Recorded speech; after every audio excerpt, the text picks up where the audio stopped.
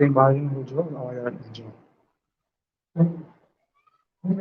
बात चेक करो बात चेक करो यूट्यूब बराबर है कुरान से सही के ढंग से ये गलत और तो बच्चों की आवाज आएगी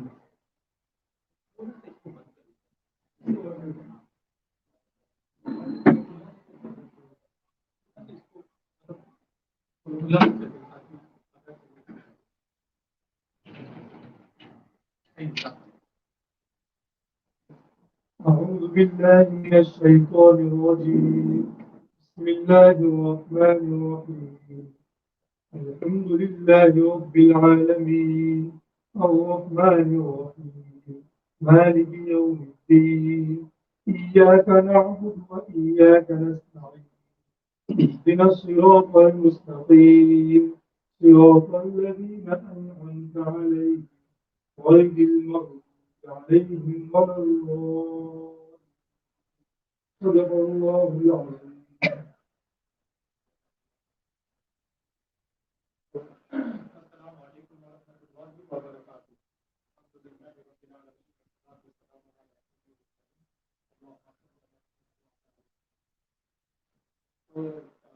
बहुत शुक्रिया आपका यहाँ आने के लिए और आपका जो वर्कशॉप या सेमिनार है ये इंटरनेशनल एजुकेशन की हम बात करेंगे फोकस ऑन मलेशिया ठीक है कितने लोगों ने मलेशिया का नाम सुना सब लोगों ने तो जब आपने नाम सुना है मलेशिया के बारे में तो किस निस्बत से सुना यानी कोई निस्बत होती है जैसे अमेरिका का नाम सुनते हैं तो कुछ है उसकी स्पेशलिटी मलेशिया का नाम अगर आपके सामने आता है तो कुछ स्पेशलिटी होगी कि ऐसे ही मतलब आपने कहीं सुन लिया था पढ़ाई हो कैसे कैसे पता चला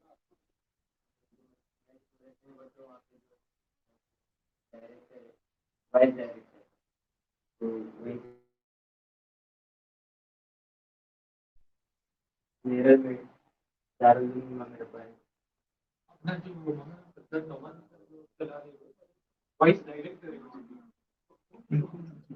डिजाइन सब करके अच्छा वो मलेशिया में पढ़े हुए मतलब तीन साल वहाँ पे इस्लामी यूनिवर्सिटी है वहाँ से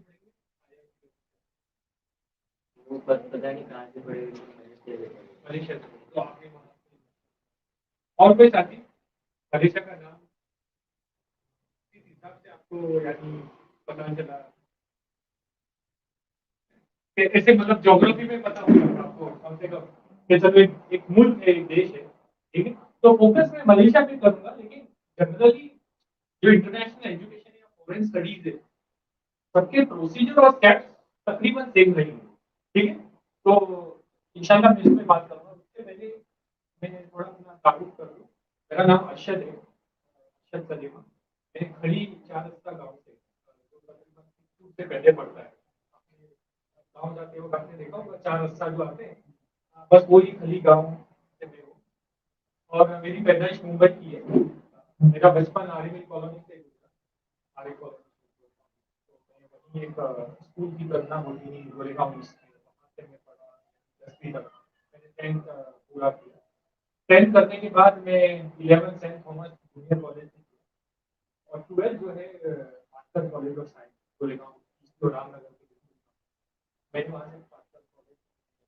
उसके बाद मैं अहमदनगर धोनी गया प्रावरा इंजीनियरिंग कॉलेज में वहाँ से मैंने बैचलर इन केमिकल इंजीनियरिंग 2002 में उसके बाद मैंने शेदराना गांव में राजेना एग्रो करके एक पहले कंपनी थी अभी नहीं है तो मैंने वहाँ पे कुछ तकरीबन 1 साल काम किया एज ए केमिस्ट मेरा बैकग्राउंड था केमिकल इंजीनियरिंग लेकिन एज ए केमिस्ट मैंने थोड़ा काम किया जॉब मिलना मुश्किल था वेरी चैलेंजिंग है अपॉर्चुनिटी बहुत चैलेंजिंग है बैचलर इंजीनियरिंग करने के बाद इंडिया में जॉब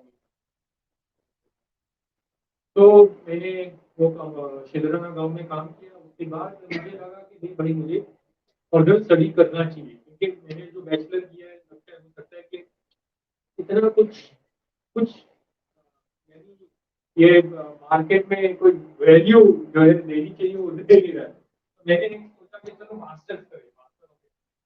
तो मैंने फिर अमेरिका, यूके, ऑस्ट्रेलिया, यहाँ पे मैंने एप्लीकेशन डाले, लेकिन सारी यानी फीसें बहुत हाई है। तकरीबन उस वक्त मेरे वक्त 2003-4 की बात है, मतलब almost like 15 lakh to 20-25 lakh, depends on university, depends on course.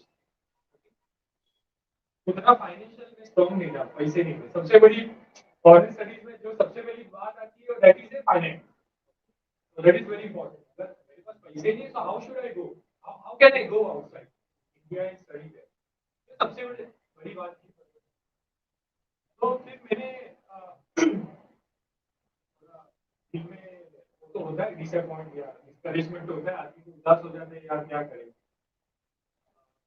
अब फिर मैंने बस ये चल रहा था, इसी के जरिए से मैंने सुना कि मलेशिया में भी कुछ यूनिवर्सिटीज है, कुछ इंफॉर्मेशन मेरे पास आई और कहा कि मलेशिया में ट्राई किया जाए। तो मैंने बोला ठीक है। मैंने सर्च शुरू की गूगल में, I started searching list of university in Malaysia, Google search तो यूनिवर्सिटी के नाम आए। अब चूंकि मेरे पास कोई इंफॉर्मेशन ही नहीं, कोई बताने वाला ही नहीं था 2003 में, मुझे कोई रहबरी या तो कोई बताने वाला नहीं था कि you should do like this, ये यूनिवर्सिटी है, मलेशिया में ये होता है वो होता है, आई डोंट नो एनीथिंग। सो मैं तो जस्ट लिस्ट में जा रहा था और तो अच्छा जज़ाक जी। हाँ जी।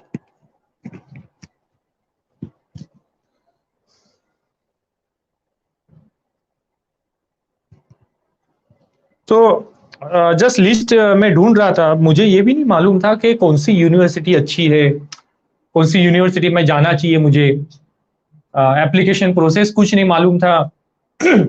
मलेशिया के बारे में मेरी नॉलेज बहुत कम थी, फिर भी मैंने अपने ही मतलब से सेल्फ से यूनिवर्सिटी की वेबसाइट पे गया, वहां से मैंने master of engineering, master in chemical engineering को मैंने निकालना शुरू किया। तकरीबन मैंने 3-4 यूनिवर्सिटी में मैंने एप्लीकेशन डाली। उस वक्त ये था 2003 में कि बहुत कम फीस थी मलेशिया में, एप्लीकेशन फीस भी बहुत कम थी, लगता है $50-100 होगी एप्लीकेशन फी, मतलब $100 भी नहीं होगी, उससे कम ही थी।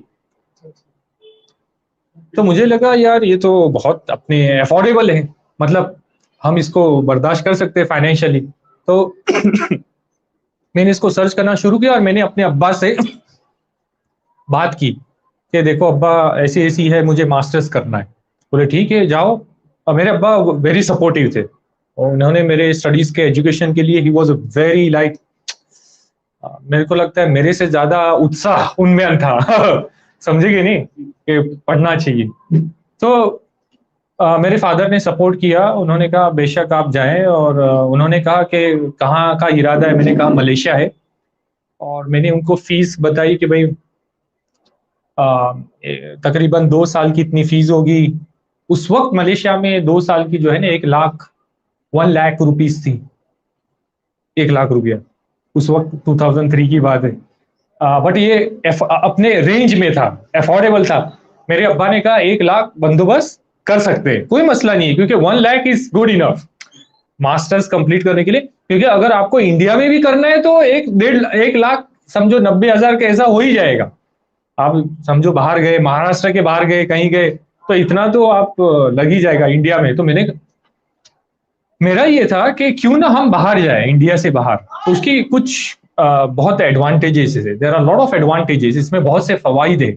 एक के आप जब बाहर जाते हो तो आपको यानी आप एक तो अकेले हो, आपको बहुत सारी चीज मैनेज करनी पड़ती है फॉरेन जाकर, और आप एक नया देश, नई चीजें, नई कल्चर, नई आपको तहजीब, और स्टडीज, यूनिवर्सिटीज, उनका कल्चर, उनका एजुकेशन, यानी आपका माइंड एकदम, बोलते हैं ना वैसे, you learn so many things. आप बहुत सी चीजें आप बहुत यानी आप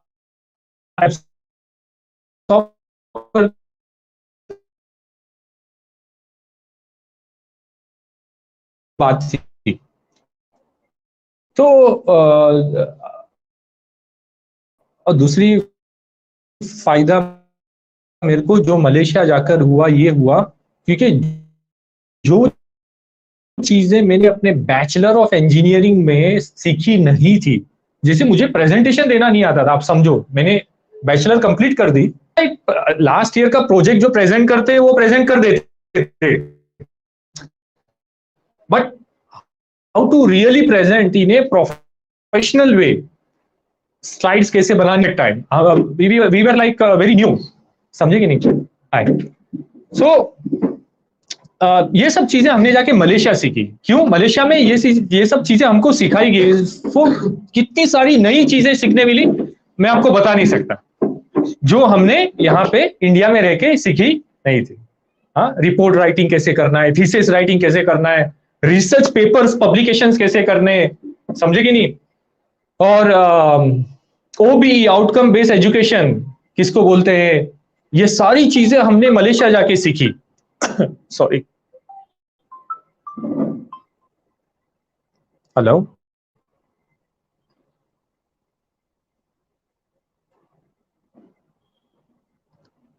तो ये सारी चीजें मैंने मलेशिया जाके सीखी, जो यानी आज तक मुझे फायदा दे रही है, अल्हम्दुलिल्लाह। चलो, ये टॉपिक हो गया। मैंने मलेशिया जाके फिर मैंने मास्टर ऑफ इंजीनियरिंग कंप्लीट की 2007 में। थोड़ा लंबा हो गया मेरे मास्टर्स, मैं मास्टर्स गया था मास्टर बाय कोर्स वर्क, मैं आपको वो सब बताऊंगा। मास्टर्स बाय कोर्स वर्क गया था, फिर मैंने 6 महीने के बाद उसको मास्टर्स बाय रिसर्च में तब्दील कर दिया, change to masters by research. इसकी एक वजह ये थी कि मुझे हर महीने सैलरी मिल रही थी, सैलरी मिलती थी, stipend, what we call as stipend, like every month we used to get stipend. So ये सिर्फ मास्टर्स बाय रिसर्च में पॉसिबल है, not in masters by course work. तो ये कंप्लीट होने के बाद 2007 में दोबारा मैं इधर आ गया, फिर अंकलेश्वर में मेरे को मलेशिया से ऑफर आई पीएचडी की, that is doctor of philosophy, that is known as the PhD, that is the last degree, सबसे हाईएस्ट डिग्री जो है आपके लाइफ की वो है पीएचडी। समझे कि नहीं? तो उसकी ऑफर आई, तो मैंने सोचा लाओ इसको भी अभी कंप्लीट कर देते। तो दोबारा मैं यहाँ से जॉब छोड़कर मलेशिया दोबारा गया, वही यूनिवर्सिटी में, और मैंने वहाँ पे पीएचडी कंप्लीट की मैकेनिकल इंजीनियरिंग। तो उसके बाद फिर कंप्लीट करने के बाद मैं कनाडा गया 3 साल, वहाँ पे पोस्ट डॉक्टरल मैंने जॉब किया, कॉन्ट्रैक्ट जॉब जिसको पीएचडी के बाद बोलते हैं कनाडा में। फिर कनाडा से मैंने जॉब अप्लाई करना शुरू की, तो मेरे को मोनाश यूनिवर्सिटी जो है ऑस्ट्रेलिया की, उसमें मैं अभी as a senior, as a lecturer में ज्वाइन हुआ। उसके बाद प्रमोशन हुई मेरी, अभी मैं फिलहाल सीनियर लेक्चरर काम कर रहा हूँ, और वहाँ का director, as a course director भी हूँ, जो मास्टर ऑफ अप्लाइड इंजीनियरिंग का। ठीक है, तो ये मेरी छोटी सी दास्तान थी, छोटी सी। तो आज मैं अल्हम्दुलिल्लाह अल्लाह के करम से यहाँ पे हूँ। अच्छा, इसके बाद मैंने चार्टर्ड इंजीनियर के लिए इंडियन इंस्टीट्यूट ऑफ इंजीनियर है, IEI कहते हैं, वहां से मैंने चार्टर्ड इंजीनियर भी हूँ, और फुल मेंबर भी हूँ इस इंस्टीट्यूट ऑफ इंजीनियर इंडिया का, कोलकाता का। ठीक है, तो ये थी मेरी, यानी थोड़ा सा कह लो कि सो वेयर इज मलेशिया। सबसे पहले मैं मलेशिया का तारुफ कराऊंगा, मलेशिया कहाँ है। ठीक है, आप देखोगे यहाँ पे ये दुनिया का वर्ल्ड मैप है, और ये जो ग्रीन कलर का डॉट है that is your Malaysia. Okay, so ये आप वहां से ज्यादा जूम करोगे तो यहाँ पे दिखेगा ये मलेशिया है। ठीक है, ये इंडिया अपना, हम यहाँ मुंबई में। ठीक है, और मुंबई से ये कुलालमपुर जो है ना आपका 3600 किलोमीटर है, जमीनी जो फासला कह लो, 3000, नियरली 3600 किलोमीटर। तो यहाँ वालेकुम सलाम, यानी आपको नीचे जाना पड़ता है, नीचे की तरफ। तो सबसे आसान ये बता सकता हूँ आपको कि चेन्नई से आप अंडमान निकोबार जानते होंगे, जो अपने इंडियन टेरिटरी है, यूनियन टेरिटरी अंडमान निकोबार, बस अंडमान निकोबार के जो लगता हुआ जो दरिया है वो आपके मलेशिया वहां से जाता है। तो थाईलैंड तो सुना होगा सब, ये Thailand, Indonesia, Malaysia, Thailand, Malaysia and then Singapore, all in one line है। ठीक है, सिंगापुर है। सिंगापुर के नीचे जो पूरा पट्टा है वो दैट इज इंडोनेशिया, वो पूरा इंडोनेशिया, ठीक है। ये पूरा ये इसके है, फिर वो इंडोनेशिया के नीचे ऑस्ट्रेलिया वगैरह है। तो मलेशिया ये अच्छा, मलेशिया दो है, पेनिनसुलर मलेशिया है और एक सबा सारावाक करके, ठीक है। दो हिस्सों में बटा हुआ है मलेशिया, उसकी जमीन दो हिस्सों में बटी हुई है, बीच में जो है साउथ चाइना सी है, बहुत बड़ी। तो इवन ये दो हिस्सों में अगर आपको जाना है एक हिस्से से दूसरे हिस्से, तो तकरीबन 1.5-2 घंटे की फ्लाइट है, 2 घंटे से ज्यादा थोड़ा हो जाता है कभी कभार। तो आप समझ लो कि दो हिस्से हैं यहाँ के। तो इसको पेनिनसुलर मलेशिया बोलते हैं, दूसरे को सबा सारावाक बोलते हैं। सबा एक स्टेट है, सारावाक एक स्टेट है, ठीक है। कोई क्वेश्चन? आप बीच में क्वेश्चन पूछ सकते हैं, कोई मसला नहीं है, ठीक है। अबाउट मलेशिया, इसका कैपिटल जो है वो कुलालमपुर है, यानी कमर्शियल कैपिटल कुलालमपुर है, लेकिन इसका जो गवर्नमेंट कैपिटल है या तो गवर्नमेंट जो कह लो वो पुत्रजया है, पुत्रजया इसको बोलते, ठीक है। और ऑफिशियल जो इसकी लैंग्वेज है वो भाषा मलय है, भाषा मलय, एक थोड़ी अलग ही लैंग्वेज है। जैसे कि अगर मुझे आपका नाम पूछना है, आपका नाम क्या है, हम पूछना आपका नाम क्या है, उसको भाषा मलय में सियापा नामा कमू, ओके, सियापा नामा कमू, आपका नाम क्या है। हाँ, थैंक यू को करीमा कासे, ओके, सॉरी को मिंता माफ।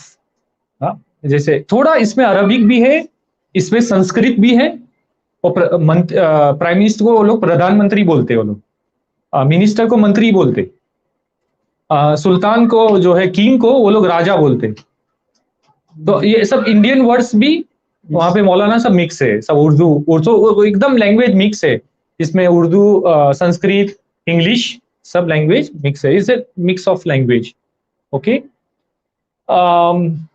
इसमें जो है majority 65% are Muslims, okay, 65% are Muslim, around 20% are remaining 35%, remaining 35% are non-Muslims. Okay, in that 35% there are Buddhism, Christians, Hindu is like 10% maybe, around 10%, and there are other religions also, okay, in Malaysia. So that is, but by law, by constitution, Malaysia is Islamic country. उनके law में, constitution में ये है कि इस Malaysia वो Islamic country है by law. वहां दो चीजें चलती है, एक कन्वेंशनल कोर्ट है, एक शरिया कोर्ट है। शरिया मीन्स इस्लामिक कोर्ट। तो अगर कोई मुस्लिम ऐसा कोई गुनाह करता है, सो दे हैव टू, हाँ, उनको वहां पे सजा मिलेगी शरिया कोर्ट के हिसाब से, डिपेंड, ठीक है। और दोनों जगह भी चलता है कोर्ट। तो ये है। अच्छा, मलेशिया की सबसे अच्छी बात ये है कि जो कुलालमपुर और मलेशिया जो है ना, उसका लोकेशन एकदम स्ट्रैटेजिक लोकेशन है। स्ट्रैटेजिक लोकेशन मीन्स आप देखो, मलेशिया में बैठे हो ना आप, तो आपका इंडिया जो है वो 4-5 घंटे की फासले पर, चाइना जो है वो भी 4-5 घंटे की फासले पर, और दिगर मुमालिक जो है उसके आसपास वो 2 घंटा 1 घंटा की फ्लाइट के मुसाफत पे है। I think you can understand. So वो जो लोकेशन है, that is a very strategic location, Kuala Lumpur, आप समझेंगे नहीं। तो वहां से क्या होता है, आप ऑस्ट्रेलिया, बहुत सी जो मुंबई से फ्लाइट ऑस्ट्रेलिया जाती है, they go via Kuala Lumpur, some they go by Singapore, but most of them they go via Kuala Lumpur. Mumbai Kuala Lumpur, Kuala Lumpur Sydney, Kuala Lumpur Melbourne, Kuala Lumpur Perth, समझेंगे नहीं। तो वाया कुलालमपुर जाती है, क्योंकि बहुत वो रास्ते में ही आते हैं।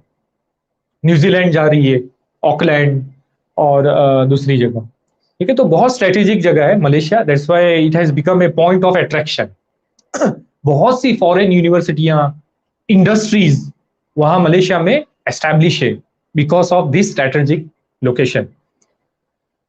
मैं आपको बताऊंगा कितनी यूनिवर्सिटीज है वहां पे। और अभी फिलहाल IIT Kharagpur, Indian institute of Kharagpur ने अनाउंस किया है कि वो लोग एक कैंपस सोच रहे हैं कुलालमपुर में डालने के लिए, मलेशिया। तो आप सोच सकते हो IIT जैसी, now they want to put a campus in Malaysia. तो ये अभी बातचीत चल रही है इन लोग की, तो होपफुली ये होगा। Okay, higher education in Malaysia. अब हम आते हैं हायर एजुकेशन की तरफ, यानी वहां की यूनिवर्सिटी की तरफ, ठीक है। तो वहां पे पब्लिक प्राइवेट यूनिवर्सिटीज है, public universities means government universities है, आपको वहां पे एडमिशन मिल सकता है, नो प्रॉब्लम एट ऑल। अगर आप वो सारे क्राइटेरिया, एलिजिबिलिटी, एंट्री रिक्वायरमेंट अगर पूरा कर देते हो, you will get admission in public universities also. Private universities are also there, but they are not as strong as public government universities. Private है लेकिन उनका थोड़ा जो है स्टैंडर्ड्स, कुछ प्राइवेट बहुत स्ट्रांग है, मैं आपको उसका बताऊंगा कौन सी यूनिवर्सिटीज। और कुछ इंटरनेशनल यूनिवर्सिटीज है, जैसे मेरी यूनिवर्सिटी जिसमें मैं पढ़ाता हूँ, मोनाश। अब मोनाश जो है वो मलेशियन यूनिवर्सिटी नहीं है, वो है ऑस्ट्रेलिया की, लेकिन उन्होंने ब्रांच कैंपस कुलालमपुर में डाला है, वन ऑफ द कैंपस, ठीक है। अच्छा, जो मलेशिया का एजुकेशन है, they are already very well establish education है उनका मलेशिया का। तकरीबन 40 साल कह लो, 30-40 साल स्ट्रॉन्ग उन्होंने एजुकेशन पे बहुत अच्छा काम किया है, स्पेशली हायर एजुकेशन पे उन्होंने बहुत पैसे डाले हैं ताकि दुनिया में मलेशिया का नाम हो एजुकेशन पे और लोग वहां पे एजुकेशन लेने आए। तो ये एक वजह है।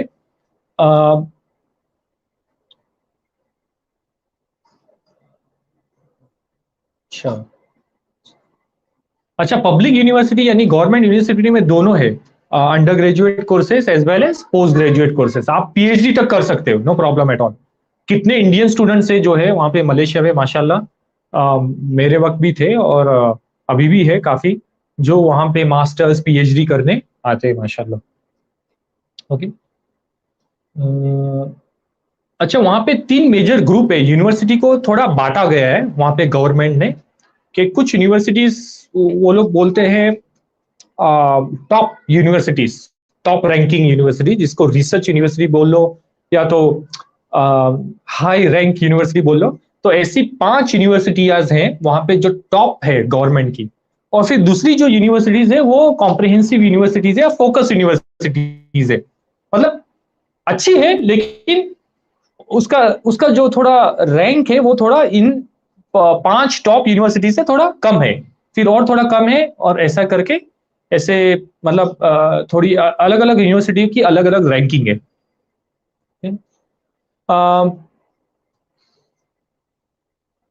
ठीक है। अब आप Malaysia, top 10 reasons to study in Malaysia, आप रीजंस ढूंढते हैं ना, यानी कोई बहाना ढूंढते हैं, कह लो कि why you want to study in Malaysia, why you want to study in America, why you want to study in Germany, Switzerland, UK, Canada, Australia, आप क्यों वहां जाना चाहते हो, उसका आपके रीजंस होने चाहिए, समझेंगे नहीं। रीजंस के बगैर if I just go blindly, हो सकता है कि थोड़ा हम गलत कदम उठा देंगे। तो रीजंस वेरी क्लियर होना चाहिए, मैं अमेरिका क्यों जाना था। मोस्ट ऑफ द स्टूडेंट्स ये सोचते हैं I want to go America because I want to settle down there, मेरे को सिटीजनशिप चाहिए मेरे को कनाडा इसलिए जाना है, मेरे को कैनेडियन पासपोर्ट चाहिए, ऑस्ट्रेलियन पासपोर्ट, या इट्स ओके। बहुत से लोग इस वजह से जाते स्टूडेंट बन के, ठीक है, दैट्स ओके। मेरे को माइग्रेट करना है, so I will go for master of engineering, I will do PhD, settle down there, I will get my PR and then go for citizenship. ये रीजन होता है। रीजन दूसरे भी हो सकते हैं कि स्टडी बहुत अच्छी है, यूनिवर्सिटीज अच्छी है, फोकस्ड है, वेरी हाई रैंकिंग यूनिवर्सिटीज है, समझेंगे नहीं, स्पेशलाइजेशन कोर्स है बस वहां पे कुछ कुछ यूनिवर्सिटीज पे, तो इसलिए जाना है। अब मलेशिया के 10 रीजंस मैं आपको बताऊंगा, ये मोर और लेस हो सकता है मतलब किसी के ये हो स्ट्रांग हो, किसी के लिए थोड़ा वीक हो, समझेंगे नहीं। तो ये है कि रैपिडली इंप्रूविंग हायर एजुकेशन, इनका हायर एजुकेशन बहुत ही अच्छा है वहां पे, मास्टर्स कह लो, पीएचडी कह लो, मलेशिया का जो है एस रैंकिंग वाइज उनका जो है आप कह लो सम ऑफ द यूएस यूनिवर्सिटी के रैंकिंग के बराबर है। बस मलेशियन यूनिवर्सिटीज के जो एजुकेशन है यूके, यूएस और कनाडा के, यानी बिल्कुल it's like a same like you study in Canada और यूके। इसकी रीजन एक आपको ये बता दूं, क्योंकि आज से 40 साल पहले मलेशिया ने क्या किया कि उनके जो स्टूडेंट्स थे मलेशिया के, उन्होंने सारों को फॉरेन के लिए भेजा स्टडी करने। मलेशियन जो थे उनको कहां भेजा, America, UK, Canada, Australia, New Zealand, Japan, Korea, अब समझेगी नहीं, यूरोप, जर्मनी, स्विट्जरलैंड, सबको भेजा मलेशिया से पढ़ाई करने के लिए, सॉरी, पढ़ाई करने के लिए वहां पे भेजा।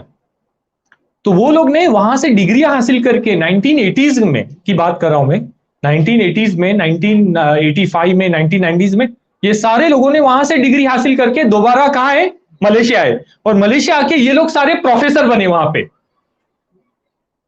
ये लोग ने बाहर जाके एक्सपीरियंस लिया, स्टडी किया, एक्सपीरियंस किया, और आके दोबारा मलेशिया में, वो मलेशियन ही थे तो दोबारा अपने कंट्री में आए, और फिर वहां पे उन्होंने अपने ही यूनिवर्सिटी को उठाया, अपने ही एक्सपीरियंस है, और माशाल्लाह वो खुद प्रोफेसर, वो लोग टीचिंग करते हैं। सो देयर एक्सपीरियंस, देयर उनका जो तरीकेकार है वो ऑलमोस्ट लाइक यूएसए, यूके और कैनेडियन है। आप समझ गए ना?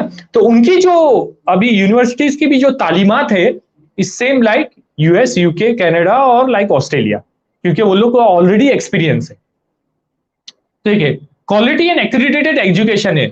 मलेशिया जो है वो वॉशिंगटन एकॉर्ड का मेंबर है, इंजीनियरिंग की बात कर रहा हूं। मेडिकल में भी उनका एक एक्रेडिटेड कोर्स है जो पूरा इंटरनेशनल लेवल पे एज ए सेम, इंजीनियरिंग कह लो, फार्मेसी बोल कह लो, और जितने हैं बहुत स्ट्रांगली एक्रेडिटेड है। क्यों? कि मैं खुद उन क्या बोलते हैं एक्रेडिटेशन में मैं खुद इन्वॉल्व होता हूं एज ए पैनल मेंबर, समझेगी नहीं, मलेशिया के। तो मुझे मालूम है कि कितना स्ट्रिंजेंट हम लोग को मेहनत करनी पड़ती है कोर्स को, प्रोग्राम को एक्रेडिट करने के लिए गवर्नमेंट बॉडीज के साथ। अब भी फिलहाल में इंडिया आने से पहले हम लोग का मास्टर ऑफ अप्लाइड इंजीनियरिंग का एक्रेडिटेशन था वहां पे मलेशिया में। तो आप मानोगे नहीं कि हमको कितना बड़ा डॉक्यूमेंट बनाना पड़ता है सिर्फ एक्रेडिटेशन के लिए, कोर्स को एक्रेडिट करने के लिए, कि हमारा जो कोर्स है वो क्वालिटी वाइज मलेशिया के जो क्वालिटी एजेंसी है उसको स्टैंडर्ड मिलना चाहिए। वो स्टैंडर्ड मिलने के लिए हम कोशिश करते हैं कि हमारा प्रोग्राम जो है, हमारी जो फील्ड है, चाहे वो इंजीनियरिंग हो, कोई भी फील्ड हो, वो उसके गवर्नमेंट के जो स्टैंडर्ड्स बनाए हुए उसके लेवल की हो। तो ये बहुत बड़ी बात है, ये बहुत बड़ी बात है। और क्या होता है, इसका फायदा क्या होता है मैं आपको कह दूं। आप मलेशिया की जो भी गवर्नमेंट यूनिवर्सिटी से आप डिग्री हासिल करोगे, वो ऑटोमेटिकली अमेरिका में, कनाडा में, हांगकांग में, न्यूजीलैंड में, ऑस्ट्रेलिया में, आप कहीं पे भी जाओ इंशाअल्लाह रिकॉग्नाइज होगी। आप समझ गए ना? तो अच्छा, दूसरा मैं आपको ये बोल लूं, मैंने इंजीनियरिंग यहां से की, अहमदनगर प्रावरा इंजीनियरिंग कॉलेज से। मसला क्या है, मैंने जो केमिकल इंजीनियरिंग किया है, it is not accredited by, it is affiliated by university of Poona. ये अलग बात है। देखो, ये समझना चाहिए, बहुत से हमारे स्टूडेंट्स को ये बात पता नहीं, और बहुत इंपॉर्टेंट बात है ये, कि जो मैं कोर्स कर रहा हूं, इंजीनियरिंग का हो, फार्मेसी का हो, मेडिकल का हो, होम्योपैथिक का हो, एनीथिंग, ये एफिलिएशन होना अलग बात है, एक्रेडिटेशन होना अलग बात है। आप समझेंगे नहीं? एफिलिएटेड मीन्स क्या होता है? एफिलिएट, अब बहुत से स्टूडेंट बोलते हैं भाई मैं wherever I study that is affiliated to that university of Mumbai, Poona, Delhi, या ओके, दैट्स ओके। वो एफिलिएशन अलग बात है कि इंजीनियरिंग कॉलेज है, क्योंकि हमारे इंडिया में जो सिस्टम ऑफ एजुकेशन है वो बहुत मुख्तलिफ है जो फॉरेन एजुकेशन से।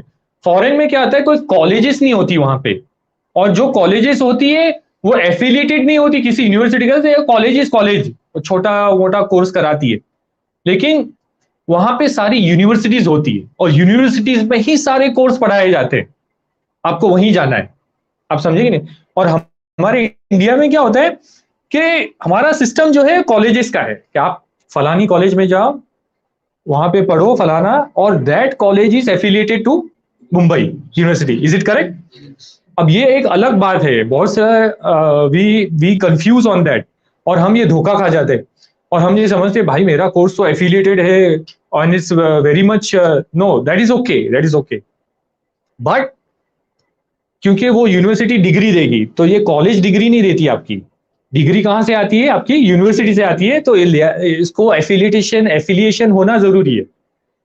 एक बात है एक्रीडिटेशन की। एक्रीडिटेशन क्या होता है कि आपका जो भी आप पढ़ रहे हो ना प्रोग्राम, जैसे मसलन केमिकल इंजीनियरिंग है, फार्मेसी है, आप सोशल आर्ट्स साइंस जो पढ़ रहे हो, आप जो भी फील्ड पढ़ रहे हो, क्या वो program national board of accreditation जो इंडिया का एनबीए कहलाता है, नेशनल बोर्ड ऑफ एक्रीडिटेशन, या कह लो जो भी एक्रीडिटेशन है, medical council of India, pharmacy council of India और ब्ला ब्ला कहां से भी है, क्या वो कोर्स वहां से एक्रीडिटेड है कि नहीं? अच्छा, एक्रीडिटेशन में क्या होता है? एक्रीडिटेशन में क्या होता है? एक्रीडिटेशन में सारे जो पैनल मेंबर होते हैं, पैनल मेंबर जो बॉडी होती है, वो आपके कॉलेज में आती है। आपका जो कोर्स है, केमिकल इंजीनियरिंग कोर्स कह लो या मैकेनिकल या जो भी कोर्स है, स्पेशलाइज्ड कोर्स है, उसका बाकायदा इन डिटेल इन डेप्थ पूरा एक्रीडिटेशन उसका होता है। क्या ये कोर्स स्टैंडर्ड पे चल रहा है कि नहीं?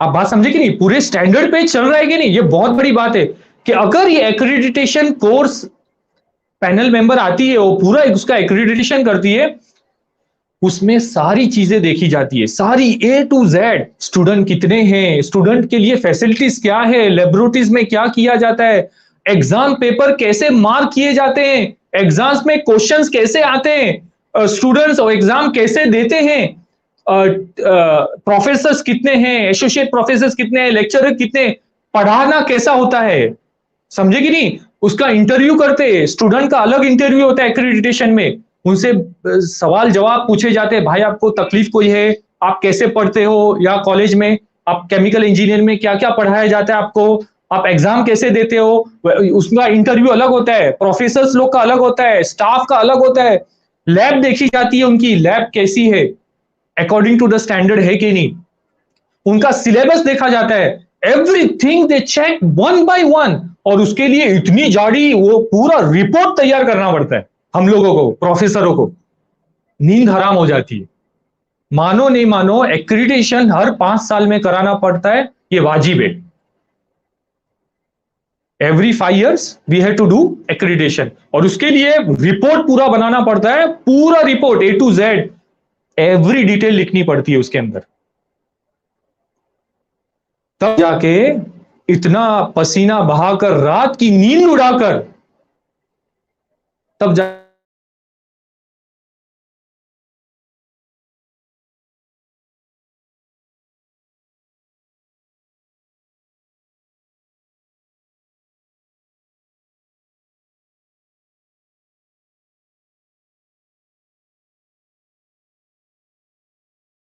पढ़ाई, जो पढ़ाई का लेवल वो है नहीं, लिहाजा हम आपको 2 साल ही देंगे, बाकी आप देखो ये 2 साल में आप कैसे इंप्रूव करते हो। उसके बाद अगर हमको लगा कि आपका अच्छा हुआ है तो हम आपको अनदर 3 साल देंगे। किसी कॉलेज को 3 साल ही मिलता है, किसी को 4 साल मिलेगा, किसी को सिर्फ 1 साल ही मिलेगा, किसी को फेल हो जाएगा। इतना सारा मेहनत करने के बाद we can also write that this course, chemical engineering course, is not to the par of the standard of the government, and therefore education department, therefore we fail this accreditation। ये भी हो सकता है, तो ये बहुत जरूरी है एक्रीडिटेशन। अब क्या होता है, स्टोरी में आपको बोलता हूं, ये बहुत इंपॉर्टेंट है। अब मैंने प्रावरा ऑफ इंजीनियरिंग से किया था, ठीक है। अब ये प्रावरा इंजीनियरिंग कॉलेज जो है, इसका केमिकल इंजीनियरिंग कोर्स है, एक्रीडिटेड नहीं, affiliated with university of Poona, that's okay, no problem, इसमें कोई प्रॉब्लम नहीं है, इसमें कोई शक शुबा। एक्रीडिटेड नहीं है। एक्रीडिटेशन मतलब क्या? किसी ने आके चेक नहीं किया कोर्स के कोर्स कैसे पढ़ाया जाता है आप समझेंगे, इसकी क्वालिटी क्या है, स्टैंडर्ड क्या है, समझेंगे नहीं? तो ये नहीं चेक किया। अब ये नहीं होता है तो ऑफ कोर्स एक्रीडिटेड नहीं होता। तो नुकसान क्या हुआ मैं आपको बताता हूँ। मैं कनाडा गया, जब कनाडा गया वहां पे, और मैंने वहां पे प्रोफेशनल इंजीनियरिंग का एक सर्टिफिकेट आता है जो बहुत ही इंपॉर्टेंट सर्टिफिकेट होता है, PEng बोलते हैं जिसको, PEng, P.ENG, that is known as professional engineering. ये बहुत हाई लेवल का सर्टिफिकेशन होता है, ये इंडिया में भी मिलते हैं आपको। इंस्टीट्यूशन ऑफ जो मैंने कहा ना, इंस्टीट्यूशन ऑफ इंजीनियर इंडिया, ये भी आपको उसका पीएच का सर्टिफिकेशन देती। ये किन लोगों को मिलता है? इन लोगों को मिलता है जो क्वालिफाई करते हैं इसके लिए एक एग्जाम होती है गवर्नमेंट की, और उसके लिए आपको एग्जाम के लिए बैठना पड़ता है, पूरा एग्जाम देनी पड़ती है, उसके बाद ही इंटरव्यू होता है, इंटरव्यू के बाद आपको वो सर्टिफिकेशन मिलता है और ये लाइसेंस होता है आपके लिए। क्या होता है? लाइसेंस। जैसे मसलन ये सिविल इंजीनियरिंग को जो ब्रिज बनाते हैं ना, ब्रिज, ये ब्रिज पास करने के लिए जो है ना, ये स्ट्रक्चर जो उसको पास करने के लिए ये प्रोफेशनल इंजीनियरिंग का थप्पा और साइन जरूरी है। अगर वो साइन और थप्पा नहीं मारेगा जब तक सील, तब तक ये ब्रिज कंस्ट्रक्शन नहीं हो सकता। आप समझ गए ना कितना इंपॉर्टेंट होता है ये साइन जो होती है ना, उसकी एक साइन, बाज़ मर्तबा एक एक साइन का लाखों रुपया होता है, उसको जस्ट सिग्नेचर करने का कितना होता है भाई? हाँ, लेकिन एक बात समझ लो, सिग्नेचर करने का हो सकता है 10 लाख रुपया हो, 5 लाख, 10 लाख, सिर्फ साइन करने का एक डॉक्यूमेंट पे, मैं बोलता हूं, लेकिन वो जिम्मेदारी की सिग्नेचर होती है। आप समझेंगे नहीं? क्योंकि अगर उसके बाद ब्रिज गिर गया तो आप समझ लो या तो केमिकल इंडस्ट्री बना रहे हैं ना जब, तो उसके जो रिएक्टर्स बनाते हैं हम लोग, रिएक्टर्स बनाते हैं ना तो उसकी जो डिजाइन है या इंजीनियरिंग डिजाइन है, तो उसमें प्रोफेशनल इंजीनियरिंग की साइन और सील लगता है, थप्पा। अगर बरोबर नहीं बनाए, गड़बड़ फूट फूट गया, कहीं पे कुछ हो गया, तो क्या होगा? किस पे जिम्मेदारी आएगी? तो सबसे पहला जो डॉक्यूमेंट पे देखेंगे, भाई साइन किसने किया, कॉल हिम। ओके, वो कंपनी वाले को, कंसल्टेंट को, उसको बुलाएंगे, क्या आपने साइन किया? ठीक है, आपने देखा था सारा सही? जिम्मेदारी का काम, लाखों की है signature, but it's very responsible है। इंडिया में माशाल्लाह ये भी जरूरी, क्योंकि यहाँ पे भी लॉ है, अगर गड़बड़ किया तो ऑफ कोर्स कॉन्सिक्वेंसेस हो सकता है, जेल या भी जो भी कह लो, फाइन वगैरह। फॉरेन में और तगड़ा है, स्ट्रिक्ट है, समझेंगे? उसमें अमेरिका तो समझ गए ना, यूएसए, हाँ, वो लोग इवन मलेशिया में भी जो ब्रिजेस या कोई भी कंस्ट्रक्शन का काम या भी जो भी डिजाइन वर्क है, डिजाइन वर्क मैं बोलता हूं, अब वो मैकेनिकल डिजाइन हो, सिविल हो, आर्किटेक्चरल हो, या जो भी डिजाइन वर्क हो, डजंट मैटर, या मेडिकल में पेशेंट को हैंडल करना हो, फॉरेन मतलब it's very very serious thing. चलेगा, हो जाएगा, अपन बोले हेड चालू जाए, वो चालू जाए, फॉरेन में नहीं चालतो वो तो भूल ही जाओ। ये mindset, this mindset doesn't work in foreign. आप समझेगी नहीं? They are very serious, very serious means very serious. उनका जो है, जो भी है, you have to be very, क्योंकि उनके नजदीक इंसानों की कीमत सबसे ऊपर है। Human value is very high. So यहां पे भी है माशाल्लाह, लेकिन समझेगी नहीं, फॉरेन में बहुत ज्यादा। तो अगर कुछ गड़बड़ी आपने इधर उधर की, आप गए। ओके, सो मेरे ये जो प्रावरा इंजीनियरिंग कॉलेज के एग्रीडिटेशन है, तो मैंने कनाडा जब गया प्रोफेशनल इंजीनियरिंग के लिए, जब अप्लाई किया, सॉरी स्टोरी बहुत आगे चली गई, तो उन्होंने कहा, साफ कह दिया कि आपकी जो प्रावरा इंजीनियरिंग कॉलेज है, it is not accredited with Canadian engineering council. जो कैनेडियन इंजीनियरिंग काउंसिल है, उसमें आपके कॉलेज का नाम नहीं है, सॉरी। तो लिहाजा आपने जो केमिकल इंजीनियरिंग प्रोग्राम किया है, डिग्री इज वैलिड, डिग्री तो ठीक है, लेकिन एक्रीडिटेड नहीं है। आपकी डिग्री की जो वैल्यू, कैनेडियन इंजीनियरिंग की डिग्री जो है ना, उसकी वैल्यू है ना, उसकी that has certain standard. So the degree that I came from India is not to the same standard like Canadian degree. आप समझ गए ना? तो मेरी डिग्री इधर है, कैनेडियन की इधर है। Okay, therefore you cannot you are not eligible to apply for professional engineering or so-called license. So in order to be eligible, first thing you have to bring your degree to the same standard like Canadian engineering degree or so-called Canadian degree. This is the first thing. ये first step है। तो उसके लिए क्या करना होगा? You have to sit for undergraduate exam again. That's all. आपने जो अंडर ग्रेजुएट एग्जाम दिया ना, अब बताओ मैं 10 साल के बाद after 10 years I am giving exam again in Canada. 10 साल के बाद मेरे को दोबारा अंडर ग्रेजुएट, हाँ सारे एग्जाम्स नहीं, हाँ भाई वो तो बहुत एग्जाम्स दिए ना हम 4 साल में। नो नो नो, आपको चूज करना है, डिपेंड ऑन योर एक्सपीरियंस। अगर आपके पास एक्सपीरियंस नहीं है तो हो सकता है आपको 8 सब्जेक्ट देने पड़ेंगे, any 8 subjects from out of 8 subjects, like maybe 4 should be core or 5 should be core subjects। core यानी जैसे मैकेनिकल इंजीनियर कर रहे हो तो आप कोर सब्जेक्ट्स कौन से? फ्लूइड मैकेनिक्स, हीट ट्रांसफर, नहीं मास नहीं होता है, थर्मोडायनामिक, मशीन डिजाइन के, हाँ तो ये 5 कोर जो सब्जेक्ट्स है वो कोर सब्जेक्ट्स देने, and may be 3 elective. Elective means optional कोई भी दे दो, मे बी रोबोटिक्स और ब्ला ब्ला ब्ला जो भी दे, ऐसे केमिकल इंजीनियरिंग में।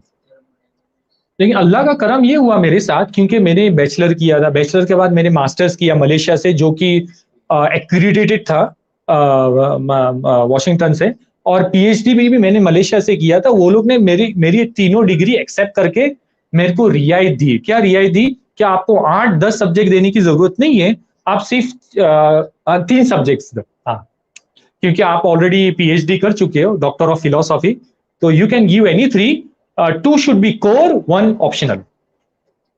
हाँ अगर आपके पास पीएचडी डिग्री नहीं है, मास्टर्स नहीं है, हाँ तो मे बी 8 सब्जेक्ट्स आपको दोबारा देने पड़ेंगे। अगर आपके पास मास्टर्स है, मे बी 5 या 4, depend on the officer, depend on the professional engineer officer. तो बहरहाल मैंने 3 एग्जाम्स दी, अंडर ग्रेजुएट दोबारा पास हो गया। पास हुआ तो वो लोग ने कहा now your degree is equal to Canadian degree and we accepted credentials, all is okay, now you can move forward to apply for your professional engineering license। आप समझ गए ना? बहुत से स्टूडेंट्स लोग को ये बात आज तक पता नहीं है कि भाई एक्रेडिटेशन न होने का नुकसान पहले आज पता चली, और you know this before, how many of you first time आपको ये बात पता चली? आपको 3 यानी ऑलमोस्ट, आप किसी को तो पता होगी माशाल्लाह यहाँ पे, तो ऑलमोस्ट आपको ये बात, ये अभी तो आपको पता चल गई ना। तो आप सब लोग जो अभी इंजीनियरिंग कर रहे हो, ऑलमोस्ट एनी फील्ड में हो, मेडिकल में हो, फार्मेसी में हो, किसमें भी हो, ओके, तो आप जिस कॉलेज से अभी कर रहे हो सकता है वो कॉलेज एक्रीडिटेशन आपका नहीं है प्रोग्राम, ओके, या तो होगा, आई don't no, may be DJ Sangvi में कौन है अभी, आप हो, तो शायद आपका मैकेनिकल इंजीनियरिंग हो सकता है एक्रीडिटेड हो डीजे सांगवी का। You can ask the office, और या तो प्रोफेसर से, आप हेड ऑफ डिपार्टमेंट से आप पूछ सकते हो कि क्या एक्रीडिटेड है नहीं, और एक्रीडिटेड है तो किससे है, एनबीए बॉडी से है, किससे है एक्रीडिटेशन, ओके, तो आप ये पूछ सकते हो।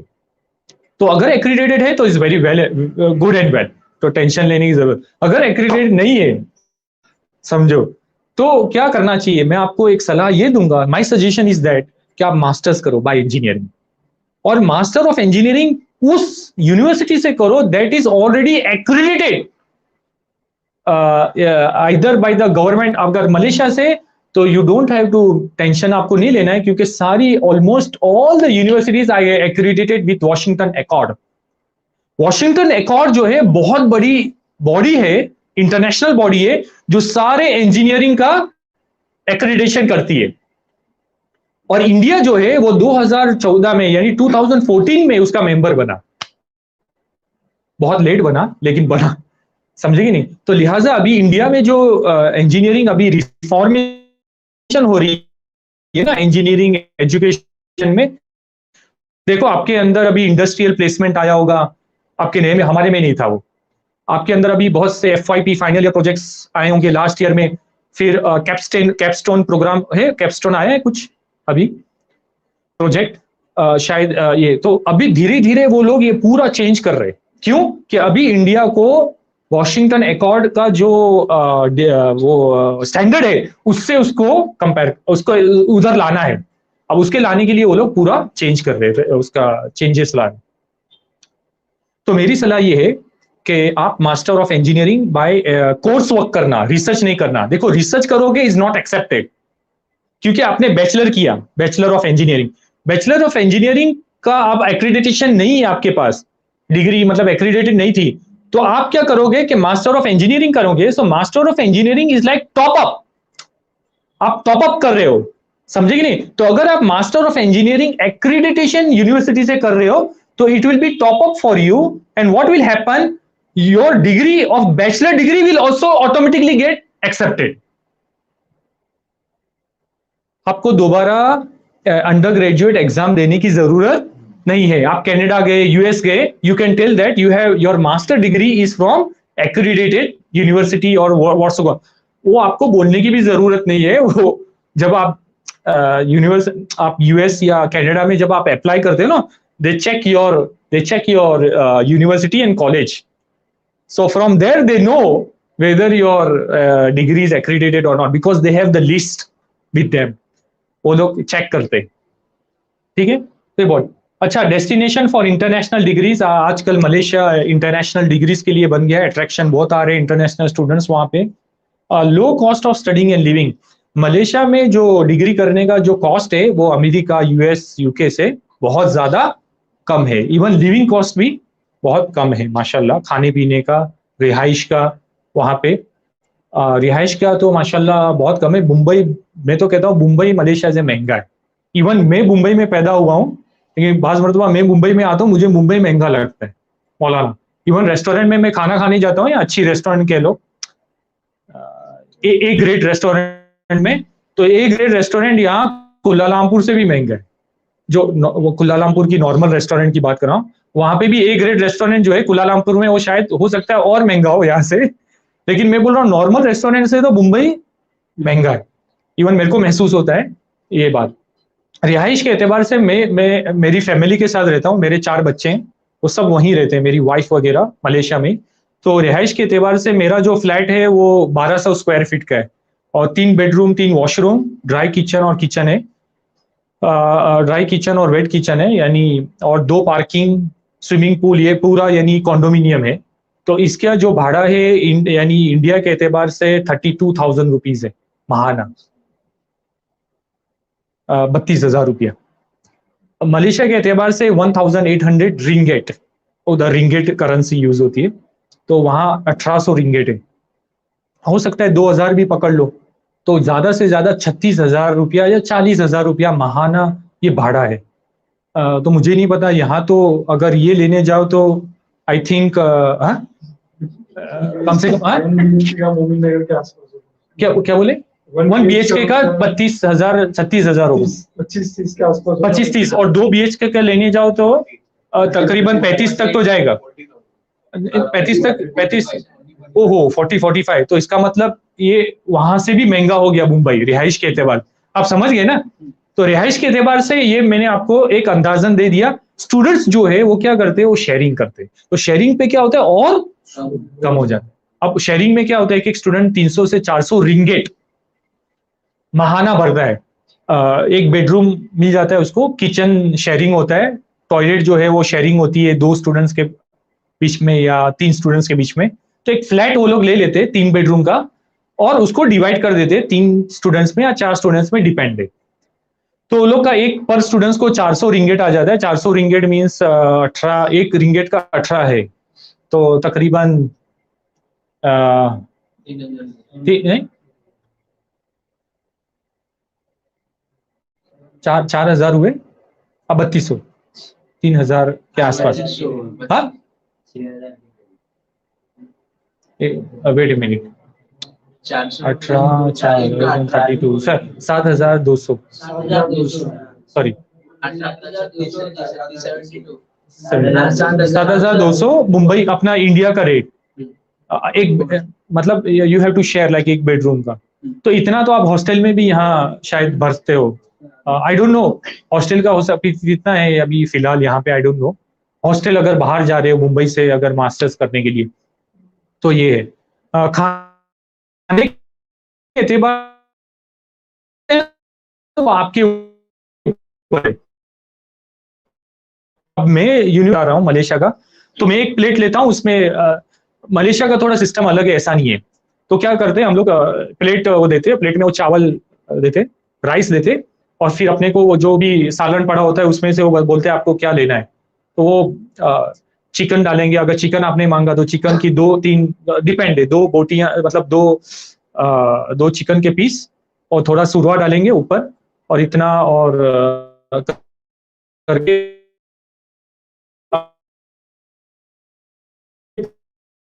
तो तकरीबन चिकन लेते हो 2 पीस या 3 पीस, तो 5 अगर 18 कर दो, 90 रुपया।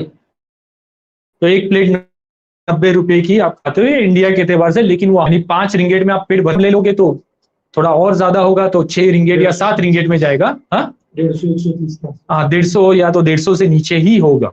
तो स्टूडेंट्स के ऊपर है। अब स्टूडेंट्स जो है हमेशा वो जाते तो ऑफकोर्स वो ट्राई करते कि लिमिटेड बजट में रहे। कुछ स्टूडेंट्स पका भी लेते खुद पका के, तो उसमें बहुत बच जाता है शेयरिंग करके। यहाँ पे भी जैसे अपने हॉस्टल में करते हैं। तो लोअर कॉस्ट है। जॉब अपॉर्चुनिटीज, अब जॉब अपॉर्चुनिटीज बोलते हैं कुछ पोस्ट ग्रेजुएट को इमिग्रेशन वालों ने वहां मलेशिया में खोला है कि आप 20 घंटा कुछ काम कर सकते हैं सिर्फ सैटरडे और संडे। अब ये पता नहीं कितने हद तक ये है और स्टूडेंट्स काम करते कि नहीं, क्योंकि हमें नहीं मालूम कि almost most of the students मैंने देखा कि फुल टाइम वो लोग पढ़ाई पे ही ध्यान देते हैं, जॉब कम करते हैं मलेशिया में। इमिग्रेशन प्रोसीजर्स थोड़े अच्छे हैं, मतलब फास्ट तो नहीं कह सकता हूँ, लेकिन है, मतलब वेलकमिंग है स्टूडेंट्स के लिए, क्योंकि वो लोग स्टूडेंट्स को अट्रैक्ट करना चाहते हैं। सेफ एंड पीस, बहुत ही सेफ, यानी मलेशिया मतलब ये नहीं है कि आप लैपटॉप छोड़ दो इधर उधर तो कुछ नहीं, समझे कि नहीं। वहां पे क्राइम है, मैं ऐसा नहीं है कि भाई और जगह की मैं कंपेयर करूं तो मलेशिया कम है क्राइम, लेकिन आपको यानी कहीं पे भी जाओ दुनिया में you have to be alert, समझेंगे। कुछ मुल्क ऐसे हैं जहाँ पे 0% क्राइम है, जैसे सिंगापुर है, जापान है, वहां लैपटॉप ऐसे बाहर छोड़ दो, यहाँ वहां छोड़ दो, कोई नहीं लेके जाएगा। इस्लाम नहीं है, लेकिन दुख की बात है कि उनके अंदर ये चीज है कि चोरी नहीं करते वो लोग।